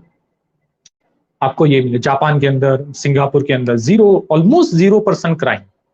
अब बिंदास आप साइकिल, बाइक, चाबी, कोरिया में जैसे चाबी जो है ना, हम तो इधर हेलमेट को भी बांधना पड़ता है, पता नहीं इधर उधर चोर लॉक भी रखना पड़ता है कि कहीं कोई चालू करके नहीं चले जाए। लेकिन कोरिया वगैरह में चाबी ऐसी ही पड़ी रहती है, कार में या बाइक में, या साउथ कोरिया में या जापान में, आप कोई नहीं लेके जाए, कोई नहीं, उसको कोई हाथ भी नहीं लगाएगा। वो एक माइंड सेट एक वो बन चुका है। तो ये है, सेफ है, लेकिन आपको संभालना है। पीसफुल है, झगड़ा वगैरह नहीं है। आप यू विल नॉट फाइंड, अभी आप मलेशिया जाओगे हॉर्न भी नहीं बजाते हो कार का, बहुत मुश्किल से आपको लगेगा कोई ऐसा बहुत, यानी बहुत ही ऐसा कर दिया बहुत बड़ा, कोई रास्ते पे गलती कर दिया तो ही हॉर्न बजाएंगे, वरना हॉर्न बजाते ही नहीं है। There is no horn, peaceful है। और आप झगड़ा तो बहुत कम ही पाओगे, ऐसे कि बहुत मारामारी कभी हो गई किसी में, लेकिन यानी कभी कभार ही, यानी कहने का मतलब ये है पीसफुल है, बहुत नरम मिजाज है। आप ऊंचे आवाज में बात नहीं कर सकते मलेशिया में। आपने जाके ऑफिस में जैसे हम इंडिया में करते हैं, भाई काम नहीं हुआ लाइन, नो, आपने अगर ऊंचे आवाज में बात की वो लोग आपका काम रोक देंगे। वहां पे उल्टा है, वहां पे आपको अगर जाना है मलेशिया में, सबसे पहले आप मुस्कुराएं। अब आप अगर उस मुस्कुरा गए ना ऑफिसर के सामने, तो काम आपका आधा काम हो गया आधा काम हो गया। बाकी आप डॉक्यूमेंट वगैरह दे, फिर वो इजी प्रोसेस इजी हो सकता है। वो ऑफिसर, सारे ऑफिसर एक नहीं होते, मतलब कुछ ऑफिसर आपको एंटरटेन करेंगे नहीं करेंगे, हो सकता है वो स्माइल दे नहीं दे, लेकिन मलेशिया में उमूमन ऐसा है कि भाई स्माइल और अच्छी सॉफ्ट, जितना आप रहोगे, जितना आप लो मतलब सॉफ्ट रहोगे, इतना काम जल्दी होगा आपका। और जितना आप घाई करोगे, जितना आप ऊंची आवाज से बात करोगे, थ्रेटन करोगे, यानी आप उनको डराओगे, उतना आपका वो और काम रोक देंगे या बिगाड़ देंगे। ठीक है। डाइवर्स कल्चर बहुत वाइड है वहां पे। चाइनीज है, इंडियंस, तमिल है, फिर वहां के भूमिपुत्रा जिसको बोलते हैं, भूमिपुत्रा मतलब वहां के जो मलेशिया में ही रहे, जो जमीन के उनके कहते हैं ना जमीन के रहवासी, उनके जमीन के रहवासी, तो वो है अक्सर मुसलमान है। लैंग्वेज बैरियर बहुत कम है क्योंकि अक्सर वहाँ मलेशियन को इंग्लिश आती है, लिहाजा तो लाइफ थोड़ी इजी हो जाती है। लेकिन आप जैसे फ्रांस में गए या तो कहीं ऐसे मुल्क में गए तो वहाँ थोड़ी, स्पेन में गए तो वहाँ थोड़ा टफ हो जाता है, चाइना में, कि वहाँ पे इंग्लिश बोलने वाले कम है और वो लोग इंग्लिश से नफरत करते हैं। सो लिहाजा आपको वो लैंग्वेज सीखनी पड़ती है। स्पेन में स्पेनिश, फ्रांस में फ्रेंच सीखना जरूरी हो जाती है क्योंकि वो लोग इंग्लिश को बिल्कुल वो करते, I mean they don't like English at all. In some cases, most of the cases, some cases is okay. आपको फ्रांस, पेरिस वगैरह में तो कोई मसला नहीं है, पेरिस के बाहर गए तो प्रॉब्लम हो जाती। क्वालिटी ऑफ हायर एजुकेशन मैंने ऑलरेडी बात करी, एक्रेडिटेशन एंड क्वालिटी एश्योरेंस है डिपार्टमेंट ऑफ हायर एजुकेशन से, ठीक है। मिनिस्ट्री ऑफ एजुकेशन है, मिनिस्ट्री ऑफ हायर एजुकेशन है, तो वहां से ऑलरेडी एक्रेडिटेड है। इंटरनेशनल स्टैंडर्ड्स पे है उनका पूरा एक्रेडिटेशन, तो इस पे कोई टेंशन नहीं है। मलेशियन क्वालिफिकेशन एजेंसी है MQA जिसको बोलते हैं, वो पूरा ये उसका ये करती है एक्रेडिटेशन, तो लिहाजा वो बहुत ही स्ट्रांगली है। जैसे अब इंजीनियरिंग का जो एक्रेडिटेशन है वो इंजीनियरिंग एक्रेडिटेशन काउंसिल, जो बोर्ड ऑफ इंजीनियर मलेशिया है, वो लोग करते हैं। मेडिकल का मलेशियन मेडिकल काउंसिल है, फार्मेसी का फार्मेसी बोर्ड ऑफ मलेशिया है, ऐसे ही आर्किटेक्चर है उनका अलग बोर्ड। तो सारे यानी कोर्सेज जो है वो एक्रेडिटेशन एकदम थरोली किए जाते हैं। So quality wise no problem. Program से जो है ये तो मैंने अपने मोनाश मलेशिया के डाले, तो ये उमूमन सारी यूनिवर्सिटीज में आपको ये मिलेंगे, social, art, science, humanity, business, ये सारे कॉमन है। Commerce, engineering, information IT, pharmacy, medicine, science, ये सारे कोर्स आपको यानी यूनिवर्सिटीज में मलेशिया में मिलेंगे आपको, most of the courses. So you don't have to worry.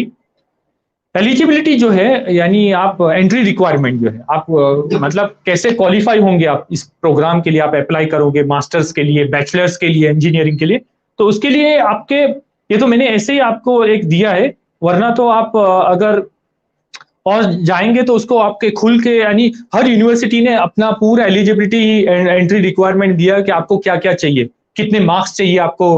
अगर आप बैचलर्स के लिए आ रहे हो, मास्टर्स के लिए आ रहे हो, तो पूरा मार्क्स आपको यानी लिखे हुए होते हैं। सो you don't have to worry at all. I mean, you will get every information on the website as well as in the prospectus, in the brochure.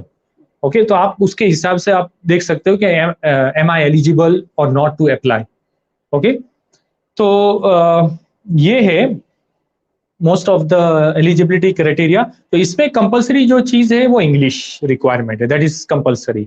Okay, but in some cases India may be exempted from English requirement, because in our colleges or universities most of the courses are in English, but we have to take one letter from our university or college saying that the medium of instruction for this college or university was in English. So this letter is important. Otherwise in the transcript, you know, जब transcript आता है आपका final transcript, so in some of the cases the final transcript में वो लोग लिखे हुए होते हैं the medium of instruction English, so should be okay. Okay, otherwise either you have to give IELTS or TOEFL exam, but I highly recommend to give IELTS exam, because if you give IELTS exam, no, because IELTS has two things. One is for admission, one is for immigration. दोनों अलग है। तो अगर आप admission के लिए दे रहे हो यूनिवर्सिटी में, तो आपका इमिग्रेशन एक्सेप्ट नहीं करते, मतलब अलग है। सो मैं ये रिकमेंड करने वाला था IELTS दो, दोनों में काम आ जाएगा, लेकिन ऐसा नहीं होता है क्योंकि दोनों की एग्जाम अलग है। Okay, 10 things to remember before you apply to the university in foreign. The first thing, the closing date, application की क्लोजिंग डेट कब है, ठीक है। दूसरी, ऑनलाइन एप्लीकेशन, अभी तो सारे ऑनलाइन हो गए, तो अभी कोई पोस्टल कुरियर मेरे को लगता है बहुत कम ही यूनिवर्सिटी एक्सेप्ट कर दिए, सारे ऑनलाइन हो गए, ठीक है। और कोविड के बाद तो और ही हो गए ऑनलाइन। सो सारे ऑनलाइन एप्लीकेशन से make sure all details are correct. आप जब फॉर्म्स फिल करते हो मेक श्योर आप कोई गड़बड़ी ना करें। All details you have to make it clear. Pay the application fees आप क्रेडिट कार्ड से भर सकते हो, डेबिट कार्ड से भर सकते हो. तो जो भी डॉलर है एप्लीकेशन फीस आप अप्लाई करें. Signing the declaration form sign करना होता है, और अभी तो ऑनलाइन से आप वहां पे अपना नाम लिख के डिक्लेयर कर दें कि that all the information you have filled are correct to your knowledge. Supporting documents, certified copy of your ID proof, let's say in some cases whatever you have, driving license, passport copy, okay, parents, guardians, IDs, exam results, transcripts, ये सब तैयार रखें. proof of residence, address,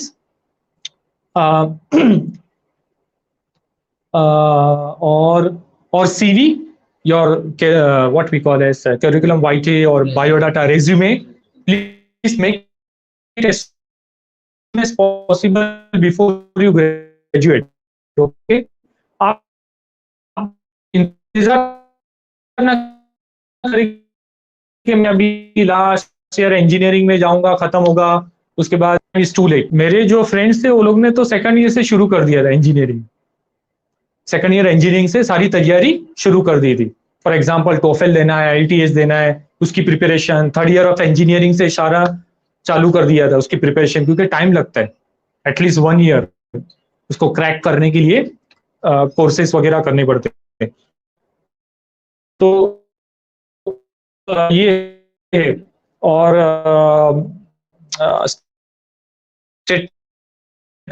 purpose, your reference letters, referee letters, ये सब यानी आपको documents तैयार करके आपको रखने पड़ते हैं ग्रेजुएशन होने से पहले, ताकि यू कैन अप्लाई इमीडिएटली. आप है तो आपके बैंक रखना है पैसे के लिए. एग्जाम रिजल्ट्स, फाइनेंशियल एड्स, आपकी फैमिली इनकम जो है वो सब दिखानी पड़ती है. प्रॉपर्टीज बाज मरतबा एम्बेसी में, US एम्बेसी वगैरह में मांगते हैं, तो ये सब आपको तैयार करना पड़ता है.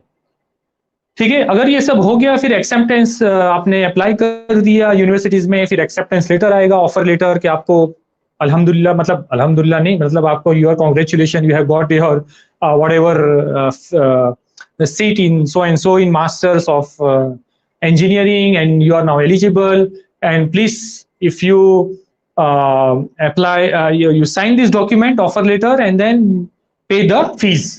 Okay, तो आपको ऑफर लेटर भी साइन करना है और फीस भी भरनी है. फिर बहुत यूनिवर्सिटी बोलती है हाफ फीस, सम बोलती है एडवांस में पूरा भर दो, depends. University to university, country to country, depends. Okay, so documents for studying abroad, application form, academic transcript, इसके लिए आप तैयार रहें. ओके, अगर आप समझो बैचलर लास्ट ईयर्स में, ग्रेजुएट 4th ईयर है आपका इंजीनियरिंग, और जस्ट आपने ग्रेजुएट किया है, तो आप अप्लाई कर सकते हैं. इवन बिफोर ग्रेजुएटिंग आपने फर्स्ट सेमिस्टर पूरा कर दिया है 4th ईयर का, ठीक है, आपके रिजल्ट्स आ गए, और आप सेकंड सेमिस्टर में हो, लास्ट सेमिस्टर में, दैट इज 8th सेमिस्टर, आप अप्लाई कर सकते हैं. बेस्ड ऑन 7th सेमिस्टर के रिजल्ट्स पे आप अप्लाई कर सकते हैं, लेकिन आपको कंडीशनल ऑफर मिलेगी. They will give you a conditional offer. Conditional offer means they will put your saying that once you pass your final 8th semester, you will be given full offer. Okay, तो ये भी हो सकता है. Statement of purpose, आप statement of purpose आप बहुत से लोगों को पता होगा, वो एक लिखना पड़ता है. Why you are applying for this master of engineering. Malaysia के लिए इतना जरूरी नहीं है, लेकिन यूके के लिए भी जरूरी नहीं है. शायद कनाडा, US, ऑस्ट्रेलिया के लिए लगता है, मेरे को लगता है ऑस्ट्रेलिया के लिए भी शायद SOP नहीं लगता, लेकिन कनाडा और अमेरिका के लिए कंपलसरी है, वो लोग मांगते ही है. Letter of recommendation from your professors, lecturer, ये लेने पड़ते हैं, तो इसको भी तैयार रखें. ठीक है, कैरिकुलम वाइटे, CV मैंने कहा, test score, IELTS, GMAT, GRE जो भी देना है. American most of the universities में GRE लगता है. कनाडा में कुछ यूनिवर्सिटीज में GRE लगता है, कुछ में नहीं लगता है. जैसे सचकाचवान है, वहाँ पे GRE लगता है, वो लोग स्ट्रिक्ट है थोड़े. कुछ में नहीं लगता है, सिर्फ IELTS दे दो, टोफेल दे दो, चल जाता है. यूके में no GRE, but IELTS TOEFL is okay. Malaysia में IELTS TOEFL is okay, no need of GRE. Australia में भी GRE नहीं है, GRE सिर्फ US में ज्यादा. ठीक है, किसी को कोई क्वेश्चन है भाई? तो any question you are free to ask. Okay, तो ये है हाउ टू अप्लाई. ये स्टेप्स है. एप्लीकेशंस में जाएं आप, एप्लीकेशन फिलअप करें, ठीक है। फिर उसके बाद इंटरनेशनल के लिए जैसे हम इंटरनेशनल है तो इनके लिए थोड़ा प्रोसीजर अलग होता है। लोकल लोग के लिए, उनके जो लोकल है उनके लिए प्रोसीजर अलग, उनके लिए बहुत फास्ट होता है, हमारा थोड़ा लंबा होता है। इसलिए you have to apply in advance, because why, after application we have to apply for immigration. तो उसमें क्या करना पड़ता है आपको, submit your student pass application, एक अलग सिस्टम है मलेशिया में, उधर आपको स्टूडेंट पास के लिए मैं आपको ये रहा, उसको EMGS बोलते हैं, एजुकेशनल समथिंग है, EMGS या EMSG में भूल गया। उधर आपको अप्लाई करना पड़ता है वीजा के लिए।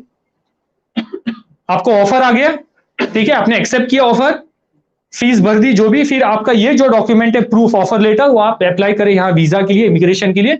इमिग्रेशन वो प्रोसेस करेगा और फिर you submit the student pass for approval, apply. फिर अगर वो स्टूडेंट पास अप्रूव हो गया इमिग्रेशन ऑफ मलेशिया से, तो आपको एक अप्रूवल लेटर आएगा कि आप अभी मलेशिया आ सकते हैं, you are eligible, means you can fly to Malaysia. जब वो लेटर इमिग्रेशन के साथ आएगा, you have to take that letter, go to the Malaysian consulate in Bandra, Bandra में मलेशियन कॉन्सुलेट है, go there, submit your passport, immediately within very short time they will give you a single entry visa. Single entry visa means you can now fly to Malaysia. इसके बिना नहीं जाना भाई, इसके बिना गए तो you will get fine in Malaysia.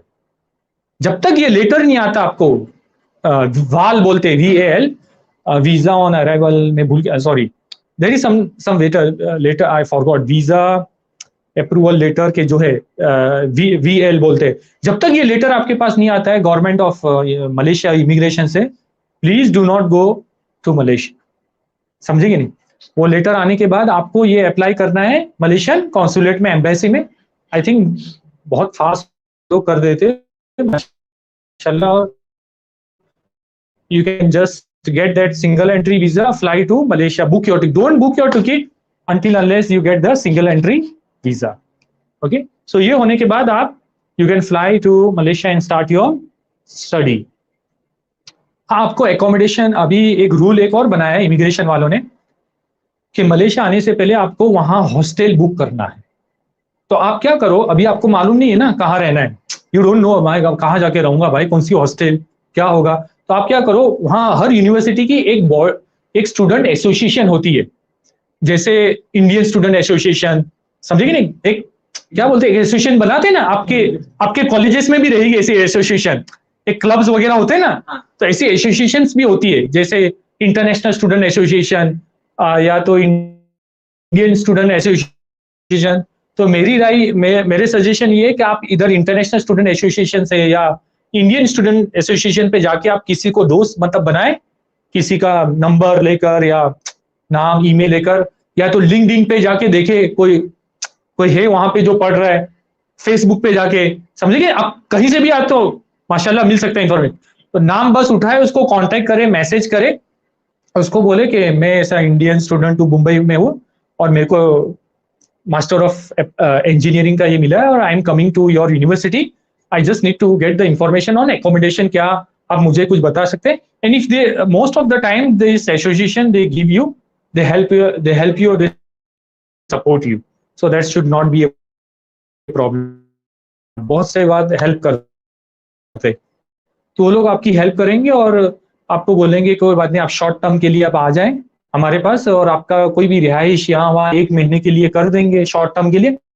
उसके बाद आप 1 महीने के बाद आप यूज्ड टू हो जाओगे, आप खुद you can like search anywhere and you can change. Application procedure ये अमेरिका का है, यूएस का। अब यूएस का सिस्टम थोड़ा अलग है, उसमें एम्बेसी में आपको जाना पड़ता है, इंटरव्यू। मलेशिया में सब नहीं है, प्रोसेस वीजा प्रोसेस है, you have to know that process before you apply, so please read that process, understand that process. Most of the time the university will send you the like guidelines, आपको कैसे visa के लिए apply करना है। Okay, cost of living के एतबार से मैंने आपको बता दिया, कुछ कॉस्ट ऑफ लिविंग है जो आपके लाइफस्टाइल के ऊपर भी डिपेंड है, हाउ यू आर लिविंग। बहुत से स्टूडेंट आते हैं VIP type, they want to like you know A grade hotel में खाना खाना है, मैकडोनल्ड एवरीडे खाना खाना है। अब तो सीधी सी बात है, अब मैकडोनल्ड का बर्गर जो है मिनिमम मलेशिया में लाइक 8 रिंगेट टू 10 रिंगेट, मतलब 180 रुपया हुआ ना यहाँ का, 180 रुपया एक टाइम का भाई ना, एक दिन का नहीं, एक टाइम एक बर्गर खा लिया आपने 180 गए, समझेंगे? मतलब रेट मैकडोनल्ड का यहाँ करो कि मुंबई में और मलेशिया में सेम, यहाँ रुपीज में, वहां पे रिंगेट में। तो कहने का मतलब ये आपकी लाइफस्टाइल के ऊपर depend, if you are cooking at home, sharing cost low हो जाएगा। मलेशियन स्कॉलरशिप, अब सब आपका सवाल यहाँ से शुरू होगा, भाई स्कॉलरशिप क्या है मलेशिया में? तो वहां पे गवर्नमेंट स्कॉलरशिप है इंटरनेशनल स्टूडेंट्स के लिए, Malaysian international scholarship MIS। Okay, ये आप ये कोई भी इंटरनेशनल स्टूडेंट से, स्पेशली कॉमनवेल्थ कंट्रीज उन कंट्रीज को बोलते हैं जिन पर ब्रिटिश ने राज किया, जिन पर ब्रिटिश की हुकूमत थी, उनको बोलते हैं commonwealth what we call as countries, जिसमें मलेशिया भी है, इंडिया है, फिर हमारे आस पड़ोस के जितने मुल्क है और बहुत सी कंट्रीज है जिसमें ब्रिटिश ने राज किया, उसको कॉमनवेल्थ बोलते हैं। और वो इन कंट्रियों में वो लोग स्कॉलरशिप देते हैं।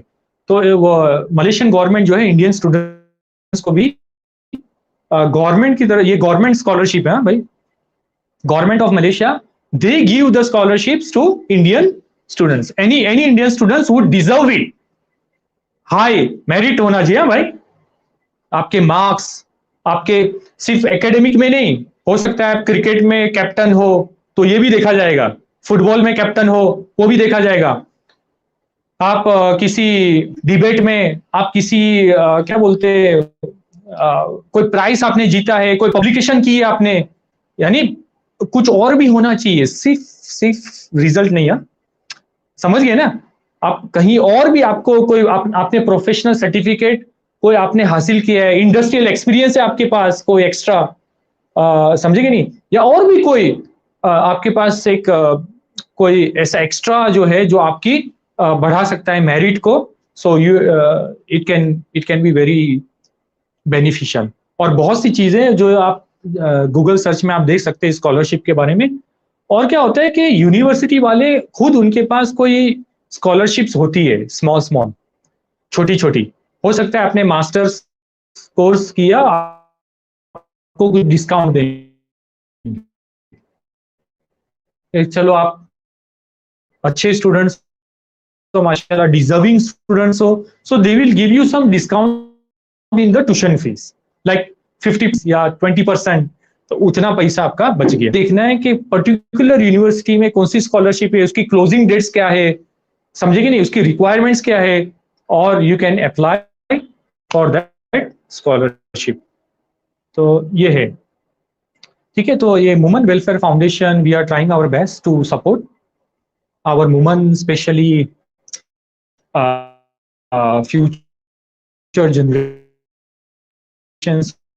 or so-called engineers, students, to help them for them। हम ये कोशिश करते हैं कि हम हेल्प करें जनरेशन, क्योंकि हमने जो स्ट्रगल किया है and we have face so many difficulties, हम सोचते हैं कि आप वो फेस ना करें, जितना फास्ट आप जा सकते हैं कैरियर में, ठीक है, क्योंकि हमको बहुत टाइम लगा जाते जाते पहुंचने में।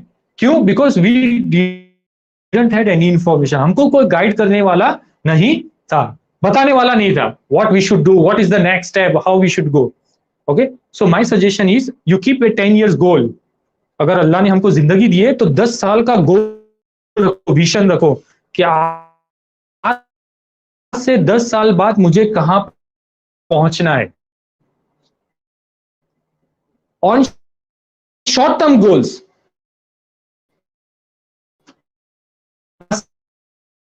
vision and mission should be very clear, all of you। Vision क्या होना चाहिए? आज से 10 साल बाद मुझे कहां जाना है, what should I be after 1 year term, after 1 year my side। और बहुत सी चीजें जो डिस्कस मैं कर सकता हूं आपके साथ इंशाअल्लाह। अगर आपके पास कोई सवालात हो, कोई क्वेश्चन हो, यू आर मोस्ट वेलकम।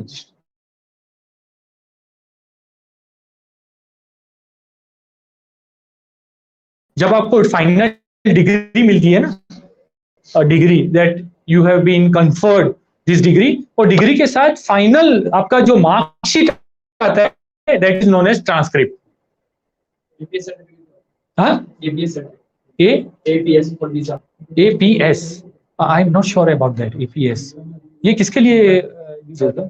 हाँ, German. No, I am not German के बारे में नहीं, सॉरी. Available है कनाडा में क्या, Malaysia? Yes yes, mechatronics is available, but automation in robotics. Like in Australia, in my university also they have robotics and mechatronic engineering. Yeah, it's a special engineering they have. Yeah, PPT, yeah, no problem, I can share. ठीक है, तो हर countries के requirement अलग है. You have to, sir degree हमने mechanical से masters मतलब course अलग yeah, if you have done in mechanical, you can do in chemical, you can do in electrical, you can do in any field. कोई restrictions नहीं है, तो आपके ऊपर है, आपके ऊपर है.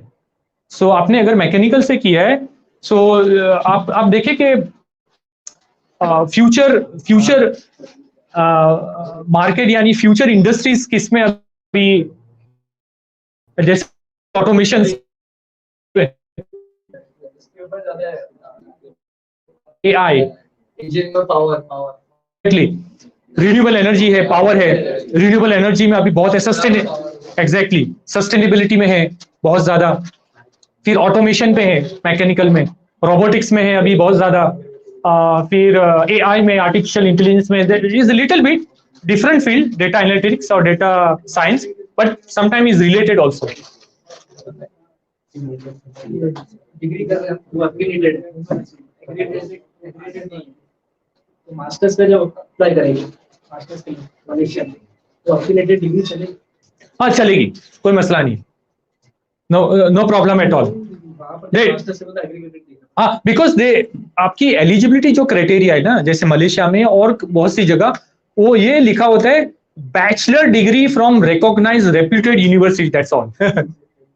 आप समझ गए नहीं? तो उसमें ये नहीं लिखा होता है it should be accredited, it should be, no, they don't look at that. If you have genuine degree from a reputed university or recognized university, it should be okay. आपको मास्टर्स में आराम से एडमिशन मिल जाता है. Job opportunity है हाँ, Malaysia में job masters के बाद अपॉर्चुनिटी. ओके, मलेशिया में एक minute guys, in Malaysia there is a problem now. Problem क्या है? वहां पे अनएम्प्लॉयमेंट बढ़ गया. उनके जो ग्रेजुएट इंजीनियर्स है उनको जॉब नहीं है, तो लिहाजा इमिग्रेशन ने ये तय किया है कि they will not give jobs, यानी fresh jobs to any foreigners. आप समझ गए ना? जैसे कनाडा में, यूएस में तो क्या आपने फ्रेश ग्रेजुएट किया, you can get the job, isn't it? But Malaysia में नो मोर. व्हाई?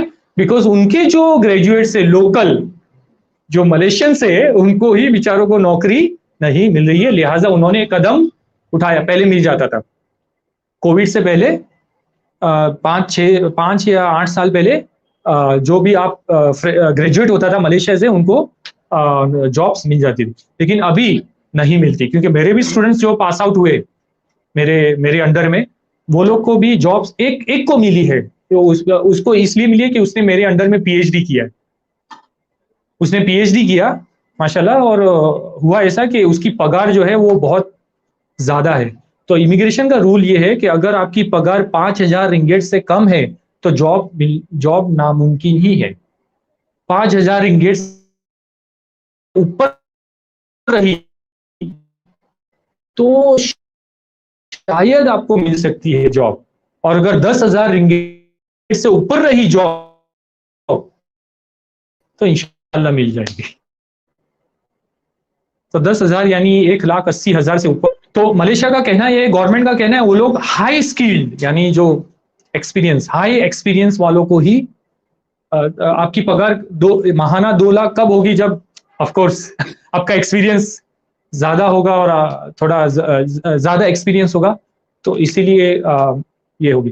फ्रेश वालों को ये प्रॉब्लम है अभी मलेशिया में। हो सकता है फ्यूचर में अगर ये खत्म हो जाए तो they can give jobs to fresh graduates, but ये हकीकत है। ठीक है, तो लोग क्या करते हैं भाई, मैं आपको बोलूं ना, मलेशिया से आपने मास्टर्स किया ना, डोंट वेट देयर है ना, don't wait in Malaysia. Malaysia को स्टेपिंग स्टोन बनाते हैं, यू अंडरस्टूड?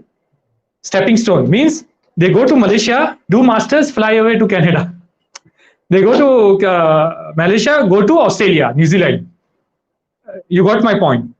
अभी हमारे एक पाकिजा मस्जिद के एक है तैयब भाई, उनके जो साहबजादे दानिश दानिश माशाल्लाह, वो भी मलेशिया में, मैं जिस यूनिवर्सिटी से पढ़ा, यूनिवर्सिटी टेक्नोलॉजी मलेशिया, यूटीएम जो है वो very specialized in engineering and technology है, बहुत अच्छी यूनिवर्सिटी है माशाल्लाह।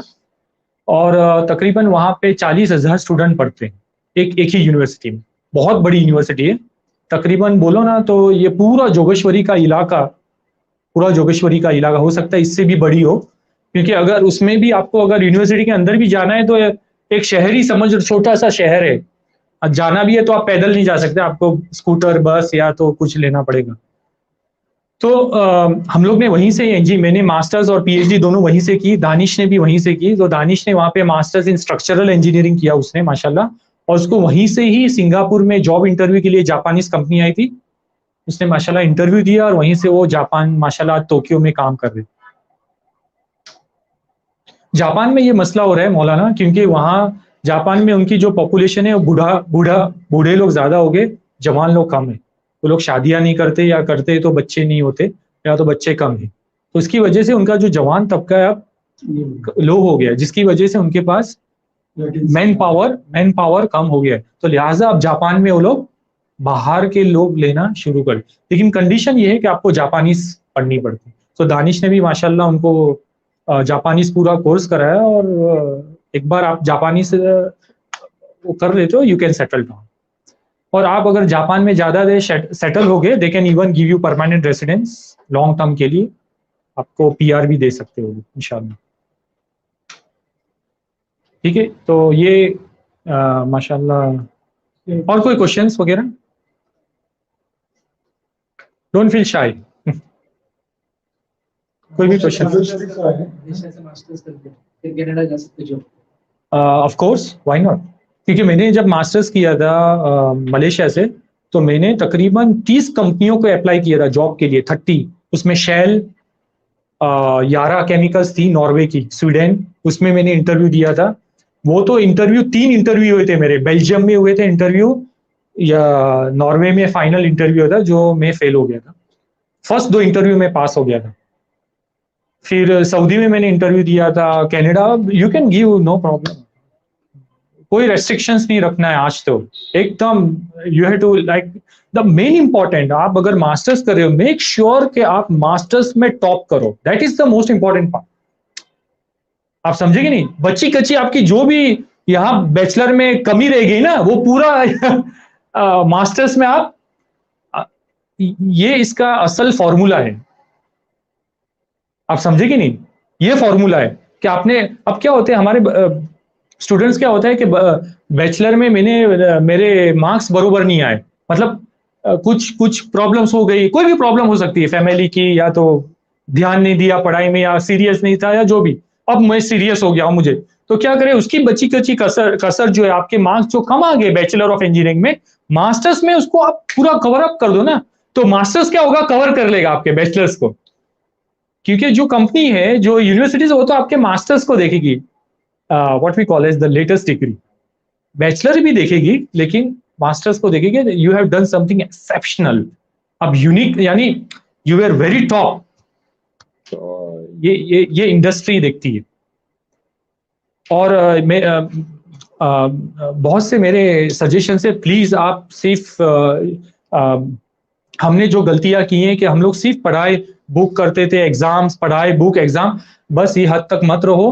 Please go to conference, seminars में जाओ। ये गोरेगांव में नेस्को है, पता है ये वेस्टर्न एक्सप्रेस हाईवे, वहां पे एग्जीबिशंस लगते हैं इंजीनियरिंग है, प्लीज आप वहां पे विजिट करो, जाओ देखो, इंडस्ट्री से इंटरेक्शन करो, सीवी लेकर जाओ, उनसे बातचीत करो, this will make you more stronger. आप समझे कि नहीं? कॉन्फ्रेंस में पेपर प्रेजेंटेशन करो, बैचलर्स में आपके एक्स्ट्रा, आईटी मुंबई में बहुत से कंपटीशन, हैकाथॉन्स होते हैं, मैराथॉन्स होते हैं, इसमें आप पार्टिसिपेशंस करो, this all will make you unique. ये आपको कितने अभी एनपीटीएल जो है मद्रास, आईआईटी मद्रास और आईटी जो ये है ना, आईटीज वालों ने free professional certification exams online रखे, data science, data mining, AI, automation, I don't know, coding, Python, all these things, sometimes it's free, sometimes they are minimal charge. मेरी राय है ये सारे प्रोफेशनल सर्टिफिकेशंस उठाओ, क्योंकि सिर्फ एग्जाम, पढ़ाई, डिग्री इज ओके, बट आप, अब जैसे मैं हूं, मेरे पास 100 एप्लीकेशंस अभी आई, क्योंकि मैंने एक प्रोजेक्ट लिया एक कंपनी से, इंडस्ट्री से मेरे को एक प्रोजेक्ट मिला, अब उसको, उसके अंडर में मेरे को एक 2 स्टूडेंट हायर करने, या तो एक पोस्ट डॉक्टरल हायर करना है, तो मेरे पास 100 एप्लीकेशंस आई थी, तकरीबन 100, और 100 में से आप मानोगे नहीं, हम लोग सब देखते हैं फटाफट, ये कैसा है, कैसा है, कैसा है, कितनों को तो 100 में से हम ऐसे ही उड़ा डालते। हमारा, मैं खुद का एक्सपीरियंस में बता रहा हूं ना, 100 में से हम तो वी गो वेरी फास्ट, हमारे पास टाइम नहीं होता कि अभी सिलेक्शन के लिए हर चीज पढ़े आपकी, आपके बायोडेटा की, so we see what is unique, what is nothing, throw out फटाफट, रिजेक्ट रिजेक्ट रिजेक्ट रिजेक्ट, 100 में से 10, okay, from 10 we have to select 1, can you imagine? 100 में से 1 को सिलेक्ट करना है, सो 100 में से 10 को लाते, 10 में से 3 का इंटरव्यू लेते, और 3 में से only 1 get selected. So what is unique? आपके अंदर वो क्या यूनिक चीज है जो आपको अलग करती है सारे लोगों से, दैट वी वांट टू सी। ये अब देख लो, ये सारे लोग ने एग्जाम दिया, डिग्री लेकर सब आगे, अच्छा सब आगे, अब आपके अंदर अलग क्या है? मैं आपको कैसे हायर करूं? What is difference in you? आप बात समझे कि नहीं? तो बैचलर ऑफ इंजीनियरिंग के जमाने में प्लीज मेक योरसेल्फ, आप ये सारी चीजें, आप बेंगलोर जाओ, आईआईटी मद्रास जाओ, आईआईटी मुंबई जाओ, don't just sit in one college, Jogeshwari to Bandra, Jogeshwari to Panvel, Jogeshwari to Kandivali, just up down, no, अब बाहर, go out, conference, paper, writing, report, talk to people, go outside, do as much as out co-curricular things as much as possible to gain the experience. मैं तो कहता हूं, अगर आप engineering के bachelor के जमाने में अगर आपको पार्ट टाइम कहीं पे फ्री जॉब भी मिलती है, कोई पगार नहीं भी देता, तो ले लो, काम करो। फॉरेन में ये बात है कि वो लोग क्या करते, इंजीनियरिंग भी करते, पार्ट टाइम जॉब करते, पेट्रोल स्टेशन पे, मॉल में, what we call as security guard is very common in Canada, USA. They don't mind it. वो शर्माते नहीं। मैं नहीं बोलता हूँ कि वो वॉचमैन बन जाओ, सिक्योरिटी गार्ड, पर मैं ये बोल रहा हूँ हमारे वहाँ माशाल्लाह बहुत छोटी छोटी इंडस्ट्री है, जैसे केमिकल इंडस्ट्री है, तो आप देखो आसपास कोई chemical where you can get it, उनको बोलो आई डोंट वांट सैलरी, मेरे को आप या तो बस दाल रोटी का जो भी है 50 रुपया दे दो, 100, आई डोंट माइंड इट, मेरे को एक्सपीरियंस गेन करना है, आई वांट टू लर्न। आपको जो क्लासरूम में पढ़ाया जाता है theory is very different than what is outside, believe me, आपको शॉक लगेगा इंडस्ट्री में आके। इसलिए वो शॉक कब लगता है? इंटरव्यू में लगता है, क्योंकि आप इंटरव्यू में जब फेस कर दें आपको पता ही नहीं चलता आप रिजेक्ट क्यों हो गए, what is the reason of rejection, reject क्यों कर दिया मुझे, समझ, मेरे को जॉब क्यों नहीं मिलती है, why I can not get through, समझेंगे? तो ये एक वजह है, we have to go outside. ठीक है, तो ये सब इंशाल्लाह आप ट्राई करो, बाकी तो अल्लाह सुब्हानहू तआला के हाथ में है रिस्क देना, और पूरा तवक्कल अल्लाह पे रखो, नमाज है, दीन की मेहनत है, समझे कि नहीं? और मैं तो कहता हूँ ये मेरा तो कोई कमाल नहीं था ये सब स्ट्रगलिंग का, ये दीन की मेहनत से अल्लाह ने, नमाज, सदका, रोजा, हज तो नहीं, सॉरी, नमाज यानी दीन की मेहनत, यानी दुआ से, सदके से, माँ बाप की खिदमत से, यानी बस चलते रहो, दुआ लेते रहो, and share as much as possible. दूसरों की हेल्प करो, मुमन के ऐसा नहीं। चाइनीज देखो, चाइनीज की हेल्प करेगा, हिंदू हिंदू की हेल्प करेगा, जैन जैन की हेल्प करता है, मारवाड़ी मारवाड़ी की हेल्प करता है, कच्ची कच्ची की हेल्प करता है, मेमन मेमन की हेल्प करता है। As a woman we should help our woman brothers. मैं नहीं बोलता हूं अगर वुमन के अलावा कोई हिंदू आया तो हेल्प मत करो, नहीं। मैं आज इधर खड़ा हूं, मैं पूना में भी ये लेक्चर देता हूं, ये सेम इंजीनियर सारे हिंदू बैठे रहते। कितने हिंदूज को यानी कितने हिंदू मैंने रिकमेंड किए, वो मलेशिया आए, उन्होंने स्टडी की, वो लोग अमेरिका गए, इधर उधर गए। आप समझे कि मेरे लिए नया नहीं है, फर्स्ट लेक्चर नहीं है ये, मैं उधर भी लेता हूं, समझे कि नहीं। बहुत से आज नॉन मुस्लिम्स जो है, यानी जो मुसलमान नहीं है, उनकी भी मैं हेल्प करता हूं। आई डोंट केयर, समझे कि नहीं। मदद करने में और हेल्प करने में आई डोंट केयर। अल्लाह के नजदीक में हेल्प करता हूं। इंसान है ना भाई, समझे कि नहीं, इंसान है, कोई बात नहीं, मैं खोल के हेल्प करता हूँ। इट्स ओके, आपका फायदा हो, अल्लाह खुश हो जाए, समझे। इंसान की तो यानी अल्लाह की तो सारी मखलूक है ना भाई, हेल्प करते जाने का अपने इंसान के, अपने को अल्लाह ने इसीलिए बनाए इंसान मखलूक की। और पढ़ाई इसलिए करना है भाई, ये वजह से, कमाने के लिए नहीं। Please don't keep in mind मैं इंजीनियर इसलिए बोला हूं लाखों रुपया गूगल का पे में, गूगल में जॉब मिलेगी करोड़ों रुपया, नो। अगर नहीं मिली जॉब तो क्या करोगे, दिल टूट जाएगा। हाँ, बाज लोग तो करप्शन पे उतर आते हैं ना, जॉब नहीं मिली करप्शन चालू कर दिया। क्यों कि मेरे अब्बा ने, समाज ने बोला था कि जॉब में इंजीनियर बोलोगे तो लाखों रुपया कमाओगे, तो हो ही नहीं रहा है, तो पैसा चाहिए आज मुझे। तो लोग क्या करते, करप्शन पे आ जाते, गलत हराम पे आ जाते, समझे नहीं। तो माइंड से निकाल दो कि मुझे कमाना है, अल्लाह पैसा देगा, ऑटोमेटिकली आएगा। आपके एक्सपर्ट पे, हुनर पे अल्लाह इंशाल्लाह दे देगा। पढ़ाई इसलिए कर रहा हूँ अच्छा इंसान बनने के लिए, सेकंडली खिदमत करने की, इंसान की खिदमत के लिए। इंजीनियरिंग से मेरे को इंसान की खिदमत में अल्लाह का नाम बुलाने। और कोई सवाल, एनीथिंग?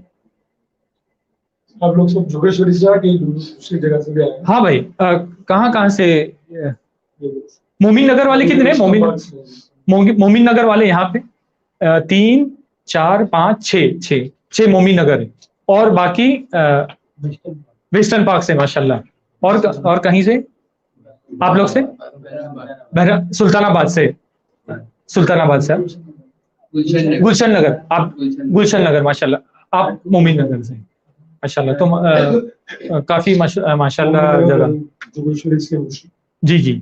और मेरे जो कांटेक्ट वगैरह है वो आपको यूनिवर्सिटी से भी मिल जाएगा, मेरे मोनाश यूनिवर्सिटी से। यानी आप मेरा नाम भी लिखोगे अरशद सलेमा, तो वहां से मेरा ईमेल भी मिल जाएगा आपको। और मौलाना से भी मेरा कांटेक्ट वगैरह चाहिए तो you can contact me any time, any help from my side, I will be very happy.